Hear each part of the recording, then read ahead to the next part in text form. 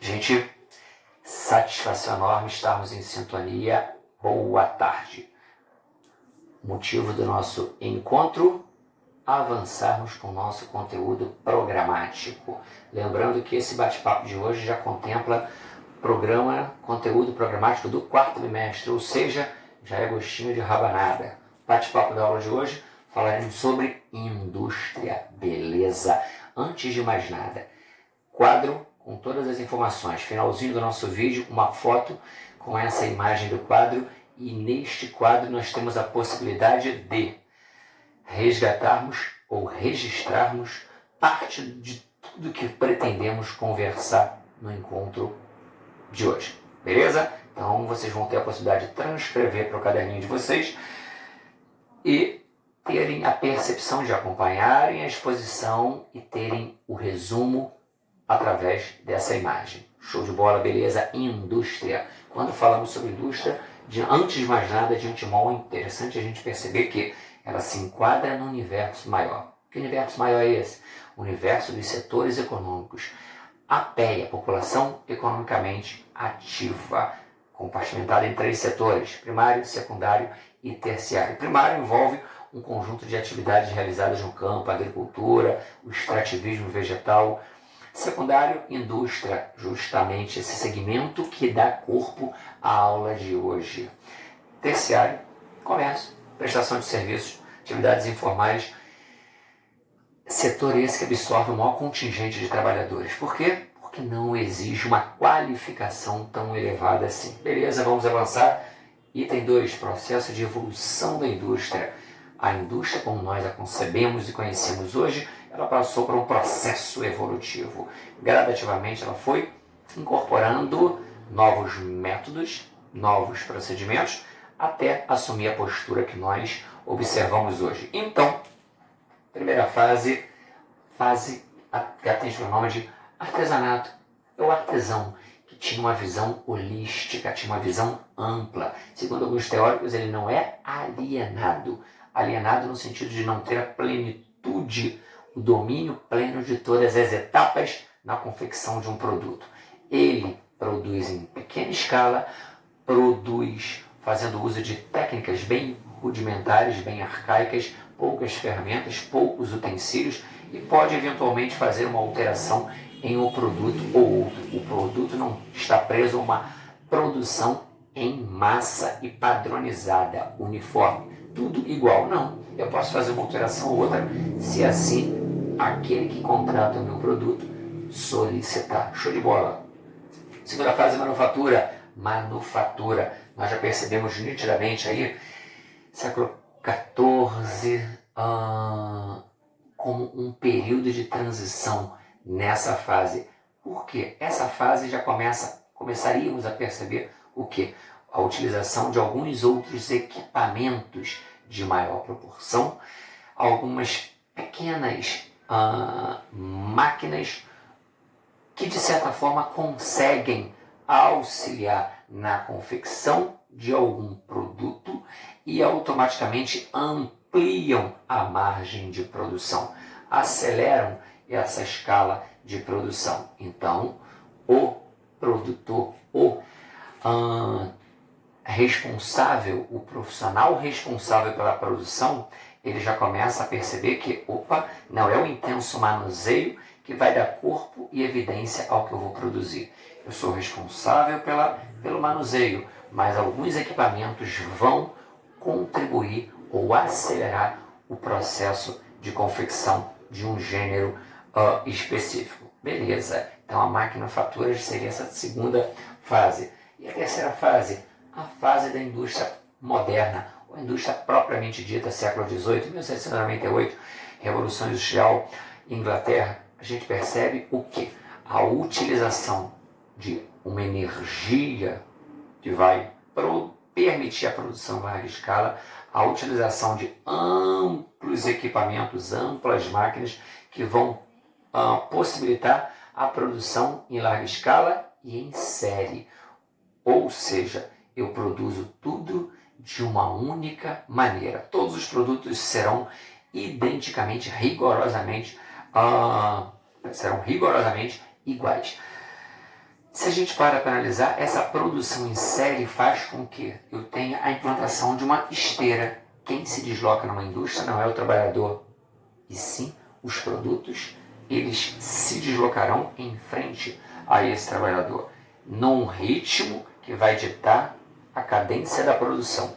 Se o profissional se desloca, ele perde tempo. Na escala ou na ótica da indústria, tempo é dinheiro. Então ele fica parado e os produtos vão se deslocar em sua frente, fazendo com que naquele ritmo ele tenha que produzir. Então há uma implantação da produção em série.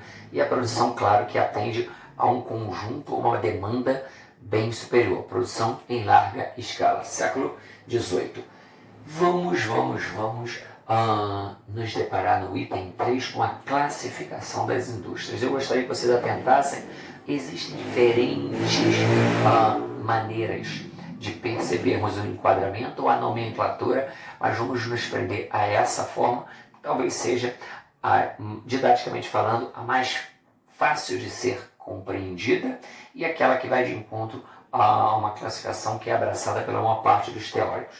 Vamos lá, as indústrias de base, ou também chamadas de indústrias pesadas, são aquelas, e elas se enquadram ou se envolvem ou se aproximam de outros termos. Essas indústrias pesadas, elas teriam a capacidade, são as chamadas indústrias extrativas ou as indústrias de bens de produção. Então, se a gente para analisar, indústrias que retiram elementos da natureza, essas indústrias, elas se enquadram dentro dessa categoria. As indústrias produzem energia, as indústrias metalúrgicas, siderúrgicas, todas elas se enquadram dentro dessa conotação de indústrias de base ou indústrias pesadas. Então, coloquei aqui extrativas, energéticas, bens de produção, são as siderúrgicas, metalúrgicas, que vão produzir elementos que serão utilizados em larga escala por outras indústrias que estão por vir na ótica de cadeia produtiva. Avançando, temos as indústrias intermediárias.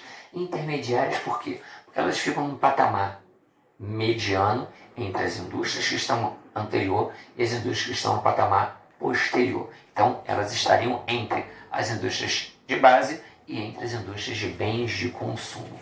Indústrias intermediárias, elas são responsáveis por fabricarem peças que serão utilizadas por outros ramos industriais. Vamos pegar de uma maneira bem prática. Eu vou produzir uma peça para um automóvel, uma peça para um determinado motor de um eletrodoméstico. Show de bola. Então, a indústria intermediária. Essa outra indústria que está por vir vai se utilizar dessa peça para produzir ou dar o acabamento final, ou ser responsável por todas as outras etapas complementares, mas eu precisei de uma peça que previamente foi produzida por um outro segmento industrial. Beleza, então as indústrias intermediárias, elas são responsáveis por uma pequena etapa que antecede as indústrias de bens de consumo. Então, indústrias de bens de consumo são chamadas comumente de indústrias leves, são subdivididas entre indústrias de bens de consumo duráveis, não duráveis e semiduráveis. Se eu pego, por exemplo, um alimento, ele é não durável, peguei, coloquei, limpei, fiz a higienização, botei na geladeira, preparei um prato e me alimentei, durou pouco. Se eu pego um sapato, por exemplo, ele vai durar tanto quanto um carro? Não. Então, semidurável. Se eu pego um automóvel, um navio, vai durar um intervalo de tempo maior. Então, indústrias de bens de consumo, elas apresentam essa compartimentação, mas me remetem a uma indústria prévia, indústria intermediária. Show de bola. E eu tenho outro ramo, um outro segmento, um outro prisma, outra vertente, que é a indústria de ponta. Essa indústria exige uma mão de obra extremamente qualificada e, por exemplo, poderíamos, por conseguinte, um número menor de trabalhadores. Se a gente para analisar, indústria atrelada à robótica, mecatrônica, informática, telecomunicações de uma maneira geral, ela exigiria um profissional altamente qualificado e vai de encontro justamente a esse tipo ou categoria de indústria, a indústria chamada de indústria de ponta. Beleza, beleza, beleza. Então classificamos no item 3 os diferentes ramos industriais. Ah, puxa vida, Esteves, eu já vi falar sobre a questão das indústrias de transformação. A indústria de transformação, ela me permite, ou seria um termo que facilmente poderia aqui ser associado às indústrias de bens de consumo. As indústrias de bens de consumo, elas acabam caindo, ou sendo comumente também associada, denominada, intitulada de indústrias de transformação. Show de bola. Fechamos, começamos o nosso bate-papo falando sobre os setores econômicos, avançamos contemplando a questão do processo evolutivo da indústria. No item 3, classificamos os diferentes ramos industriais e agora a gente precisa falar sobre os chamados fatores locacionais, que representariam o quê? Puxa vida, Esteves, eu já vi que alguns ramos industriais se localizam em determinados pontos do espaço geográfico. Outros ramos industriais não ficam naquele mesmo ponto. Eles já procuram um outro ponto, um outro local, uma outra região do espaço geográfico. Existem motivos que justificam, que contribuiriam para que eu pudesse entender a razão disso ocorrer? Sim. Esse motivo atende para o nome de fatores locacionais. Se a gente para analisar, os fatores locacionais, eles nos remetem à percepção de, é como se precisássemos fazer uma leitura da realidade que me circunda. A realidade que circunda uma área específica onde uma indústria quisesse ser implantada. Esses fatores, eles têm a ver com a questão social, com a questão econômica e com aspectos naturais. Então eu preciso ter uma visão bem ampla, sim. Vamos imaginar o seguinte: eu precisaria implantar uma indústria de sabão. Eu preciso implantar uma indústria de celulose, fabricar cadernos, por exemplo. Eu necessitaria ter algumas matérias-primas próximas a mim. Se em contrapartida eu já preciso implantar uma indústria atrelada à robótica, mecatrônica, informática, coisa do gênero, eu preciso analisar a qualificação dos trabalhadores daquela determinada região. Então, se a gente para analisar, puxa, eu já gostaria de implantar uma indústria automobilística, mas ela vai demandar uma quantidade muito grande de trabalhadores. E se as normas trabalhistas ou os salários pagos ali forem muito elevados, talvez fosse melhor ir para um outro local. Então eu preciso fazer a seguinte pergunta: que tipo de indústria eu gostaria de implantar? E quais aspectos ou elementos eu precisaria utilizar, sob o ponto de vista natural, social ou econômico? Às vezes até mesmo permeando a questão jurídica. Se eu tiver é como se eu dissesse o seguinte: vou implantar uma indústria, uma fábrica de doces num país de diabéticos. Eu não terei possibilidade de escoar minha produção, por exemplo, ou muitos serão aqueles que não vão poder sequer trabalhar na minha indústria. Então, se a gente para analisar, eu tenho que buscar identificar o ramo industrial que vai estar ocupando uma determinada porção e saber se existem elementos que eu precisaria recrutar. Se a resposta for sim, aquela área é viável. Se a resposta for não, aquela área não é viável. Então, fatores locacionais representariam elementos que as indústrias necessitam e que viabilizariam a localização daquela indústria numa determinada área, região, porção do espaço geográfico. Eu poderia citar a mão de obra qualificada, eu poderia citar a disponibilidade de matérias-primas, eu poderia citar a logística de escoamento da produção. Se eu tenho uma indústria numa área onde os meios de transporte eles são muito ineficientes, seria melhor. Não adianta produzir, eu terei grande dificuldade para escoar a produção. Eu poderia citar leis ambientais brandas, eu poderia citar leis trabalhistas não tão rigorosas, eu poderia citar o nível ou poder aquisitivo da população no sentido de faixas salariais. Se eu tenho profissionais muito qualificados, mas eles são raros, talvez eles queiram ganhar muito.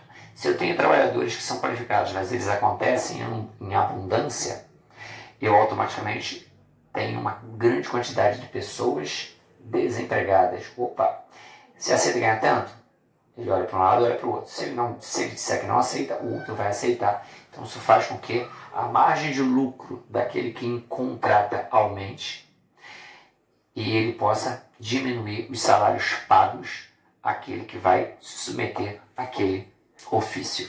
Então, se o nível de remuneração daquela população é baixo, médio ou elevado. Sindicatos patronais, muitas vezes os sindicatos eles são controlados por patrões, eles são sindicatos pouco atuantes. Então existem vários fatores, vários motivos, várias razões que justificariam a localização, a implantação de uma empresa num determinado ponto do espaço geográfico. Há esses fatores que podem contribuir ou prejudicar, nós chamaremos de fatores locacionais. Existem vários outros, mas vocês já conseguiram ter uma percepção de que, por vezes, ramos industriais preferem uma área em detrimento de outra, em decorrência de quê? Dos chamados fatores locacionais. Como se dissessem o seguinte: quero ir numa festa. Por quê? Porque lá eles vão tocar um estilo musical que me agrada. Então existe um motivo que me leva, que favorece, que me agrada, que me interessa. Então, da mesma maneira, a indústria também se faz essa pergunta. Ali existem motivos que favoreçam a minha implantação? Sim ou não? E essa resposta justifica a localização num ponto ou em outro do espaço geográfico. Beleza? Gente, vamos ficando por aqui. Lembrando que depois nós vamos deparar com uma bateria de questões que vão permitir um aprofundamento do que nós conversamos agora. Beleza? Então, tudo isso aí vocês terão no caderninho de vocês através de uma fotozinha. Forte abraço. Saúde.